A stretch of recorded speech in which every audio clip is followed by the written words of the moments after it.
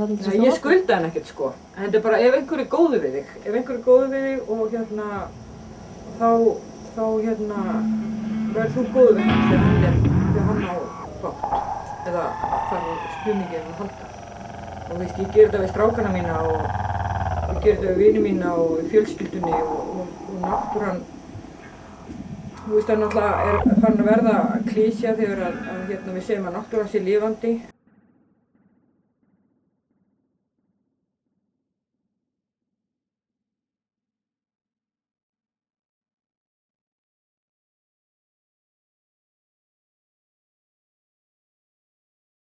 En ég komst að mjög merkilegum hlutum þegar að ég var að standa í þessari kámningabaráttu að það fór að hringja mér fólk og ég fór allt í einu að átta mig á því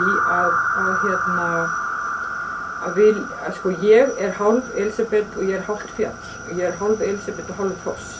Og þetta er einfaldlega bara gamla heiðnin sem er í okkur. Þetta er og sennilega bara mjög sjálfgjarnt með við það sem kannski gengur og gerist, það sem er búið að slíta á sér tengsl. Þessi tengsl verða aldrei slítið, þau vaksa í myrkrinu og svo ræðst þetta myrkur á okkur og kemur einhvern veginn í hausinn á okkur á einn eða annan hátt, þú veist, og sem það brýst út í einhverju firringu, kaupæði, stríði, ég veit það ekki. En ef maður bara fattar ekki að maður er hálfur foss og hálf manneskja.